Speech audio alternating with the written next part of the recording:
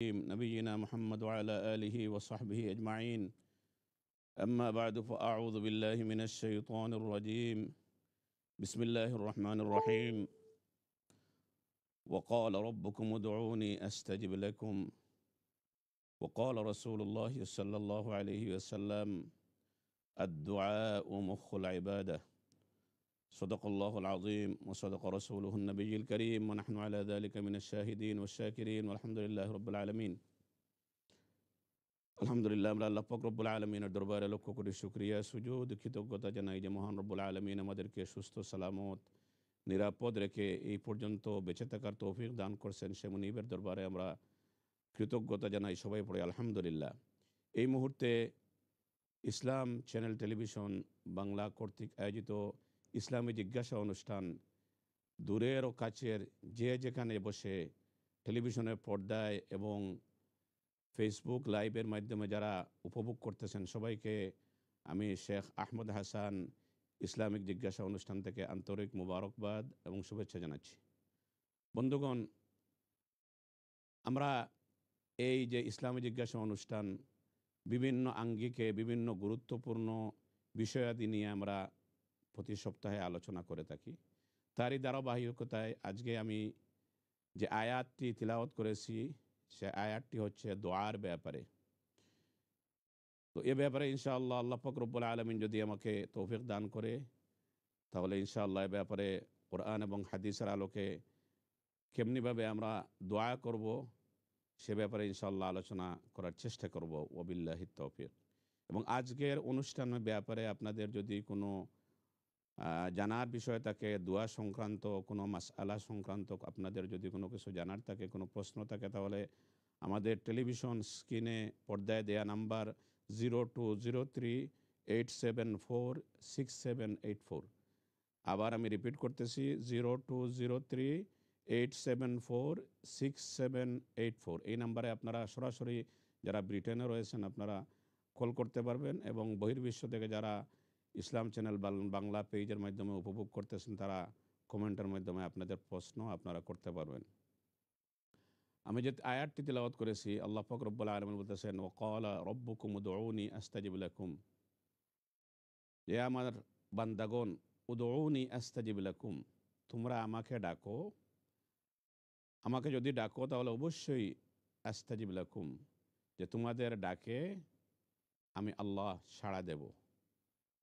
এবং আমি একটি হাদিস আপনাদের সামনে পরিবেশন করেছি, যে হাদিসটি জনাব রসুল করিম সাল্লাল্লাহু আলাইহি ওয়াসাল্লাম বলতেছেন আদ-দুআউ মুখুল ইবাদাহ, যে ইবাদত বন্দেগী আমাদের জীবনে যা করে থাকি এগুলার মেইন যে মগজ, যে ব্রেইনটা হচ্ছে, সেটি হচ্ছে এই দোয়া। আমরা যতই ইবাদত বন্দেগী করি যদি আল্লাহ পাক রব্বুল আলামিনের কাছে না চাই তাহলে ব্রেইন ছাড়া যেভাবে মানুষ পাগল হয়ে যায়, ঠিক এইভাবে দোয়া ছাড়া মানুষের জীবন, ইনসানের জীবন, এটা কোনো ইবাদত সম্পূর্ণ হবে না, এটা অসম্পূর্ণ থেকে যাবে। আরেকটি হাদিসের মধ্যে আমরা দেখতে পাই জনাব রসুল করিম সাল্লাল্লাহু আলাইহি ওয়াসাল্লাম বলতেছেন আদ-দুআউ হুয়াল ইবাদাহ, যে দোয়া করাটাই হচ্ছে একটি স্বয়ং সম্পূর্ণ ইবাদত। এজন্য আমরা বেশি বেশি করে আল্লাহ পাক রব্বুল আলামিনের কাছে আমাদের কাকুতি মিনতি সহকারে চাইতে হবে। যত বেশি চাইতে পারবো তত বেশি আল্লাহ পাক রব্বুল আলামিন আমাদেরকে দেওয়ার জন্য প্রস্তুত রয়েছেন।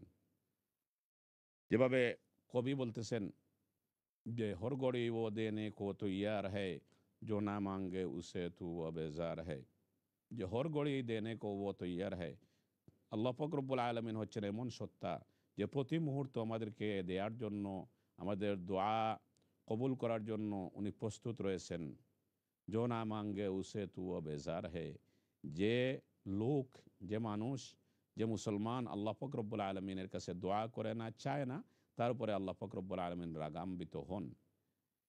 এই যেভাবে আমরা আরেকটি হাদিসের মধ্যে দেখতে পাই যে জনাব রসুল করিম সাল্লাল্লাহু আলাইহি ওয়াসাল্লাম বলতেছেন মাল্লাম ইয়াসআলিল্লাহ ইয়াগদাব আলাইহি। সুবহানাল্লাহ, যে এই হাদিসের অর্থ হচ্ছে মাল্লাম ইয়াসআলিল্লাহ, যারা আল্লাহ পাক রব্বুল আলামিনের কাছে চায় না, আল্লাহ পাক রব্বুল আলামিন তাদের উপরে নারাজ হন, গুসা হন। কিন্তু আমরা যদি আমাদের জীবনের প্রতি তাকাই, আপনার যত ভালোবাসার মানুষ হোক, মহব্বতের মানুষ হোক, ছেলে হোক, মেয়ে হোক, স্বামী হোক, স্ত্রী হোক, যদি আপনার কাছে বারবার আবদার করতে থাকে, তাহলে কিন্তু একটা পর্যায়ে আপনি বিরক্ত হয়ে যাবেন, আমি বিরক্ত হয়ে যাব। এর কারণ কি? কারণ আমাদের যে ধন সম্পদ এটা হচ্ছে সসীম, সীমিত, এবং আল্লাহ পাক রব্বুল আলামিন হচ্ছেন উনার দন ভান্ডার, এটা হচ্ছে অসীম, অগণিত। এজন্য আমাদের কাছে যত ভালোবাসার মানুষ হোক, যদি বারবার চাইতে থাকে তাহলে কিন্তু আমরা বিরক্ত হয়ে যাই, আমরা আমাদের মন সায় দেয় না, একসময় আমরা অপারগতা প্রকাশ করি। কিন্তু আল্লাহ এমন জাত, আল্লাহ পাক রব্বুল আলামিনের কাছে যত চাইবেন উনি তত আমাদেরকে দেওয়ার জন্য প্রস্তুত রয়েছেন। কিন্তু কিভাবে চাইবেন, এই চাওয়ার পদ্ধতিটা কি, এই পদ্ধতি যদি আমরা না জানি তাহলে কিন্তু আমাদের এই চাওয়াটা হবে না। যেমন করে আমরা এই পৃথিবীতে যদি আমরা কোনো একটা অ্যাপ্লিকেশন করি, একটি দরখাস্ত কোথাও করি, তাহলে এই দরখাস্ত করার একটা নিয়ম রয়েছে। যদি আপনি হয়তো ইলেকট্রিসিটি ডিপার্টমেন্টে আপনি একটা সংযোগের জন্য দরখাস্ত করবেন, এখন যদি এই ইলেকট্রিসিটি ডিপার্টমেন্ট বরাবরে না লিখে আপনি যদি ওয়াটার ডিপার্টমেন্টে লিখেন, তাহলে এটা কিন্তু কাজ হবে না। কারণ যে ডিপার্টমেন্টে আপনার কাজ সার্ভিস চাচ্ছেন, সেই ডিপার্টমেন্টে তাদের যে অনুযায়ী, তাদের যে রিকোয়ারমেন্ট রয়েছে, তাদের যে নিয়ম কানুন রয়েছে, সেই নিয়ম অনুযায়ী আমি যদি আবেদন করি, তাহলে আমরা সেই সেবাটি, আমরা কাঙ্ক্ষিত সেবাটি পেতে পারি। ঠিক এইভাবে আল্লাহ পাক রব্বুল আলামিনের কাছে দোয়া করার জন্য আমাদের কিছু নিয়ম কানুন রয়েছে। কি দোয়াগুলা কেমন, সেগুলা শেখানোর জন্য মহান রব্বুল আলামিন আমাদেরকে অগণিত নবী রাসূলদের মাধ্যমে আল্লাহ পাক রব্বুল আলামিন আমাদেরকে শিখিয়ে দিয়েছেন। যেমন করে আমাদের আদি পিতা হযরত আদম আলাইহিস সালাম, উনি যেভাবে পড়েছিলেন, রব্বানা যালামনা আনফুসানা ওয়া ইল্লাম তাগফির লানা ওয়া তারহামনা লানাকুনান্না মিনাল খাসিরিন। আমাদের আদি পিতা আদম আলাইহিস সালাম যদি এই দোয়াটি না পড়তেন, তাহলে কিয়ামত পর্যন্ত আমরা এই দোয়াটি পেতাম না।